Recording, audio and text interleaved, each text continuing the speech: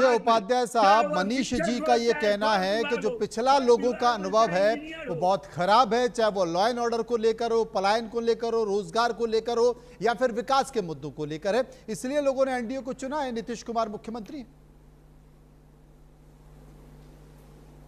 देखिए, जब भी आज की बात की जाती है तो भाजपा की एक विडंबना है कि वो हमेशा इतिहास में चली जाती है या 45 साल बाद भविष्य की बात करती है। सच्चाई तो है कि लोग वर्तमान में इनसे चाहते हैं कि रोजी रोजगार मिले, सामान्य स्थिति में पलायन से मुक्ति मिले। 20 साल से आपकी सरकार है, कोई 1-2 साल तो रही नहीं है, इसलिए 20 साल पुरानी सरकार को कोसने से आपके इस सरकार के परफॉर्मेंस और इसकी कमियों को हम तो नहीं छिपा पाएंगे।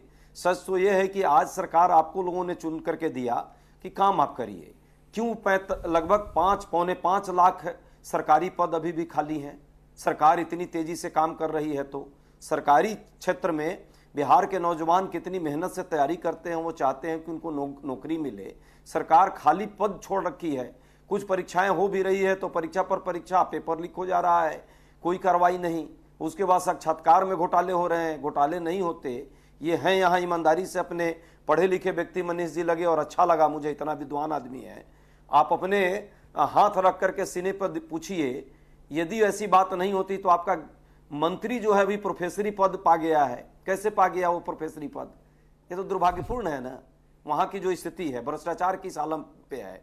जहां तक बात शिक्षा की बात की है, मैं फिर कोट कर रहा हूं, शिक्षक जो है लगभग 2,17,000 पद खाली पड़े हैं। शिक्षा का क्या स्थिति होगा? स्वास्थ्य के मामले में मैं नहीं कह रहा हूं, नीति आयोग भारत सरकार का है, वो बार बार रिपोर्ट कर रहा है कि कुपोषण में, बेरोजगारी में, कुपोषण में और इसमें स्वास्थ्य और शिक्षा के मामले में सबसे निचले पायदान पर बिहार जो है डिजर्व करता है। आखिर ऐसा क्यों है? यदि इतना विकास आपने किया तो जो इसके अलावा जो परिस्थिति है, निजी क्षेत्र में रोजगार की बात बार बार की जा रही है, करोड़ दे देंगे। अरे भाई 1.9 का रेशियो है बिहार में, चीनी मिल सब बंद पड़े हैं, कोई नया औद्योगिक क्षेत्र आपने बनाया नहीं, जबकि राष्ट्रीय स्तर पर 11.3% है। तो ये तो डेटा है, मैं तो आप ही के डाटा की बात करता हूं। एनसीआरबी का आंकड़ा है, पिछले सालों में कुल 60,000 हत्याएं बिहार में हुई हैं, 25,000 से ज्यादा बलात्कार की घटना है। में कांग्रेस पार्टी का या राज्य सरकार का नहीं, एनसीआरबी का डाटा है, भाजपा की सरकार केंद्र में है।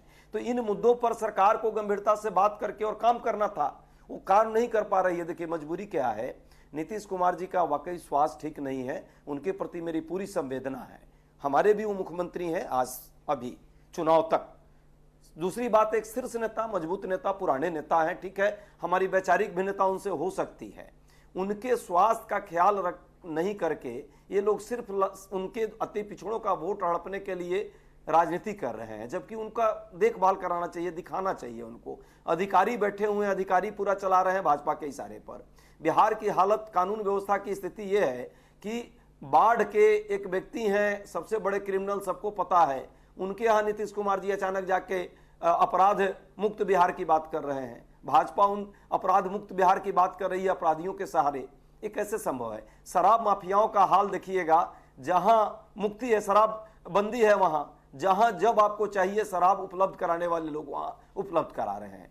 मतलब पूरा पुलिस एडमिनिस्ट्रेशन लोगों की सुरक्षा में नहीं, शराब माफियाओं की सुरक्षा में लगा हुआ है। रेत माफिया हर जगह प्राकृतिक संपदा और राज्य की संपत्ति को लूट रहे हैं, कोई कार्रवाई नहीं हो रही है।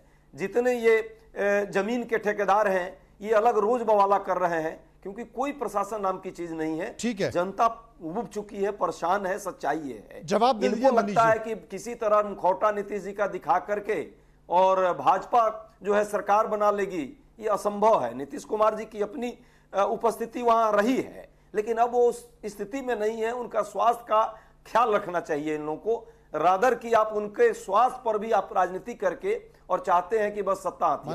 अति पिछड़े लोग समझ रहे हैं इस बात को, इसलिए इस बार नहीं होने वाला कुछ नहीं। प्रोफेसर साहब बहुत प्यार से बहुत सारी चीजें बोल जाते हैं, लेकिन अगर आप बिहार की आर्थिक स्थिति देखें तो पिछले 20 साल में जब से एनडीए की सरकार रही है, अगर जीएसडीपी देखें तो हम लोग हमेशा से शुरू के 3 या 4 में रहे हैं, और कई बार तो 10% से ज्यादा जीएसडीपी रहा, जो देश में सबसे सर्वाधिक में से एक रहा है। तो ये तो एक परफॉर्मेंस है बिहार सरकार की, और इनको भी मानना पड़ेगा कि बिहार में अगर कहीं जाना है, अगर राहुल जी को भी आज इतना मोटरसाइकिल लेके घूम रहे थे ये सड़क किसने बनाया? ये आज इसीलिए पॉसिबल है, राहुल जी इतना घूमे और 17 डिस्ट्रिक्ट 25 डिस्ट्रिक्ट में गए, क्योंकि इस सरकार में, ये वो सरकार है जब हमारे मुख्यमंत्री ने बोला कि अगर सब जगह बिजली नहीं आएगी तो मैं चुनाव नहीं लड़ूंगा। आज आप पूछ लीजिए इनसे कि पूरे बिहार में बिजली, और पूरे बिहार में मुफ्त बिजली जो है वो 125 यूनिट सबके घर पे जा रही है कि नहीं जा रही है, आप इनसे पूछिए। तो देखिए, इनके लिए एक पर मायना हो सकता है, पर बिहार की गरीब जनता के लिए, पिछड़े जनता के लिए, उनके लिए सड़क, उनके लिए बिजली, उनके लिए पानी, क्योंकि उन्होंने कुछ काम ही नहीं किया 50-60 साल। बिहार में ना पानी था, ना सड़क था, ना बिजली था, ना स्कूल था, ना हॉस्पिटल था। तो आप ये सोच लीजिए कि जो बिहार की आजादी, आर्थिक आजादी जो है, और जो लॉ एंड ऑर्डर की आजादी है, वो शुरू ही हुई जो है जब एनडीए सरकार थी। उसके पहले इन्होंने कुछ किया ही नहीं, तो उसको करने में भी टाइम लगता है, और वो धीरे धीरे धीरे धीरे धीरे धीरे जा करके एक रास्ते पे पहुंचा है। और इसीलिए मैं मानता हूं कि बिहार का जो सर्वांगीण विकास जिस तरह से और होना चाहिए था, लेकिन आप समझ लीजिए कि पूरे बिहार की जो जीएसडीपी थी, जिन्होंने छोड़ के रखा था राजद और कांग्रेस की सरकार ने, वो बॉम्बे के बजट से कम होता था बिहार का बजट। आप सोच सकते हैं, अगर आपके जितने भी व्यूअर्स वो सुन रहे होंगे, पूरे बिहार 15 करोड़ की जनता, आज उसका बजट बंबई के बजट से कम होता था। और आज कंपेयर कर लीजिए बंबई का बजट और बिहार का बजट, आपको आसमान और जमीन का अंतर नजर आएगा। तो लेकिन बावजूद इसके मनीष जी बावजूद इसके बिहार से पलायन रुका नहीं है। बिहार का युवा बिहार में रहना नहीं चाहता है, वो बिहार की जगह किसी दूसरे राज्य में रहना चाहता, पर वो बिहार में रहना नहीं चाहता। इसका कारण क्या है? नहीं मनोज जी, आपकी बात से मैं असहमत हूं। मैं आपको इसीलिए कह रहा था, पंजाब क्या गरीब राज्य है? पंजाब के सारे लोग आप देख लीजिए, सब कनाडा और यूके और यहाँ रहना चाहते हैं। आप आंध्र प्रदेश चले जाइए, वहां के लोग सब अमेरिका और इंग्लैंड में रहना चाहते हैं। गुजरात के लोग भी रहना चाहते हैं, महाराष्ट्र के।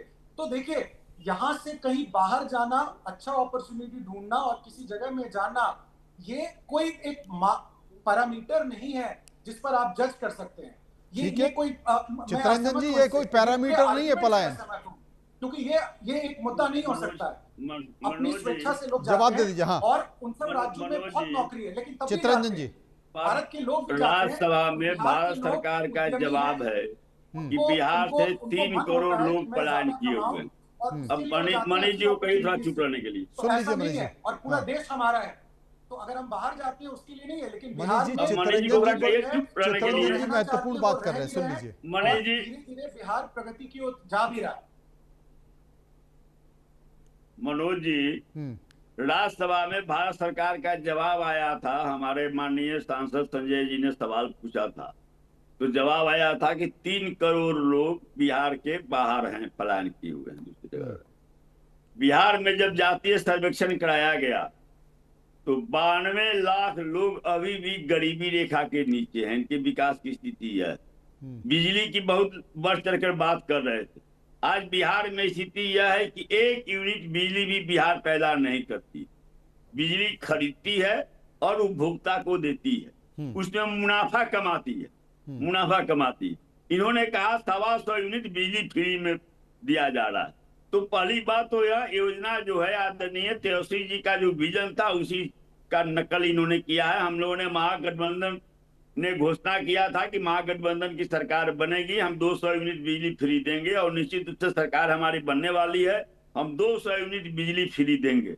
अब यह 125 जो दे रहे हैं, इसमें देखिए, आप पता लगा लीजिएगा, बिहार में जिस दिन से 125 यूनिट बिजली फ्री हुआ, जो है सो बिजली कटना शुरू हो गया। अब बिजली का लाइन जो है कटना शुरू हो गया। अब लोग सब जगह आम चर्चा है कि भाई 125 यूनिट बिजली फ्री का दिए, अब तो जो सो बिजली कटना फ्री हो गया। यह इनकी स्थिति है। अब यह जो कर रहे हैं शिक्षा की बात, लालू जी के शासनकाल में, राजद के शासनकाल में, जहां पर 15 और 20 लड़के भी थे और विद्यालय नहीं था, प्राथमिक विद्यालय खोला गया। ऐसे 6000 प्राथमिक विद्यालयों को इनके रीजन में बंद कर दिया गया। आज भी 1600 ऐसे विद्यालय हैं जिसमें एक भी शिक्षक नहीं है, बगैर शिक्षक के हुआ स्कूल चल रहा है। अब सोचिए कैसे स्कूल चल रहा होगा। आज भी लगभग 3000 से ऊपर ऐसे विद्यालय हैं जिसमें भवन नहीं है, जिसको दूसरे विद्यालय में टैग कर दिया गया है। स्वास्थ्य की बात करते हैं, काफी चर्चा हुई, कोरोना काल की मैं बात नहीं कर रहा हूं। यहाँ अस्पताल में नवजात शिशु का आंख चूहा कतर के खा जाता है। आज की खबर है जो पीएमसीएच, जो जिसको कहा गया कि जो है सो विश्व अधिकार एशिया का सबसे बड़ा और प्रतिष्ठित हॉस्पिटल कभी था और आज फिर दावा किया जा रहा है, वहां पर जो है सो 2 लावारिस मरीज हॉस्पिटल कैंपस में पड़ा हुआ था और लोगों ने खबर किया, पुलिस आई, उसके बाद उसका जो है सो एक उसमें मर गया। प्रोफेसर अजय साहब, एक बार मैं उनसे रिएक्शन ले लूं। आप क्या मानते हैं ये जो तमाम परिस्थितियां बिहार में निर्मित हो रही हैं, इसे लेकर? देखिए, नीतीश कुमार जी के प्रति एक समय में जरूर सहानुभूति थी, क्योंकि उन्होंने काम भी अच्छा किया था शुरू के फेज में। इस बात में कोई हिचक नहीं है और कई बार वो हम लोग के साथ भी रहे, भाजपा में भी रहे। देखिए, राजनीति में अपनी एक जगह होती है, अजय जी, पर धीरे धीरे जो केंद्र सरकार की देन थी, इनकी कोई भूमिका नहीं। मनोज जी, पहले तो चित्रंजन तो धीरे धीरे कोऑर्डिनेशन था दोनों में, यूपीए में और राज्य में कोऑर्डिनेशन था उस दौरान। हमारी भी सरकार केंद्र में थी, जैसे ग्रामीण विकास के क्षेत्र में रोड, सड़क और बिजली में बहुत सारे जो हैं हमें लाभ मिला केंद्र सरकार के द्वारा। आज जो परिस्थिति है ये तो स्पष्ट है, ये तो कहने की जरूरत नहीं। आप बिहार में घूमिए, हम लोग अभी 10-12 दिन खुद ही हर जगह यात्रा करके ग्रामीण एरिया में घूम कर आए हैं। और जहां तक हमारे साथी ने जो बिजली की बात की, अभी 3 दिन में लगातार चैनल पर वहां बिहार पटना से बैठता था, इसके पूरी एक अच्छा मोहल्ला है, वहां बैठ के डिबेट करता था। इन बिटवीन डिबेट में बिजली कट जाती थी, पहले नहीं कटती थी, ये भी बात सच है। इधर ये हो रही है, इसका मतलब मुफ्त बिजली वाला एंगल जरूर है। तीसरी बात, ये खुद फ्री बीज के सबसे बड़े विरोधी होते थे। आज हर परिवार में कह रहे हैं कि 10,000 रुपए महिला को देंगे।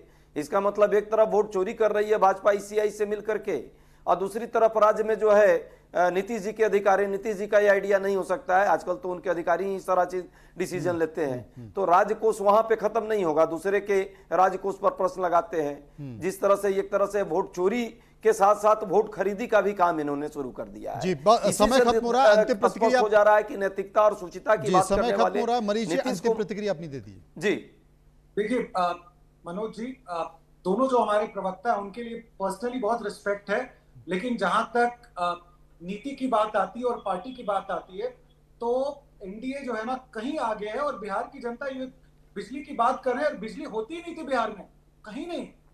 और आज टीवी पे आपका जो डिबेट देख रहे हैं वो बिजली होगी तभी देख रहे हैं, और सब जगह बिजली होती है। तो बिजली और ये बताइए कितना हास्यास्पद है कि ये कह रहे हैं कि बिहार दूसरे राज्यों में बिजली सरप्लस दे रहा है। हमारे पास सरप्लस है, कितनी फख्र की बात है। जिस राज्य में आपने 10% बिजली नहीं पहुंचाया, कहीं पोल नहीं था, कहीं तार नहीं था, कहीं किसी गांव में सड़क नहीं था, कहीं कोई गवर्नेंस नहीं था, उस जगह पे आज वो बिहार खुद से आत्मनिर्भर होकर के बिजली बेच रहा है। उसको ये समझ में नहीं आता है इस पार्टी को। चलिए इंतजार करेंगे, क्योंकि बहुत ज्यादा दूर नहीं है, बहुत ज्यादा दूर नहीं है, कुछ दिनों की बात है। बिहार में चुनाव होगा, सभी राजनीतिक पार्टी अपने अपने दावे करेंगे, उन्हीं दावों के अनुसार लोग वोट करेंगे और अपनी सरकार को चुनेंगे। लेकिन इस बार किसे चुनेंगे, इंतजार करना होगा। शुक्रिया अजय जी का करेंगे, शुक्रिया चित्रंजन जी का करेंगे जो विस्तार से मेरे साथ चर्चा कर रहे थे। फिलहाल देश के सवाल में इतना ही, बाकी की खबरों के लिए आप चलते रहिए इंडिया न्यूज़ के साथ। मुझे दीजिए इजाजत, नमस्कार।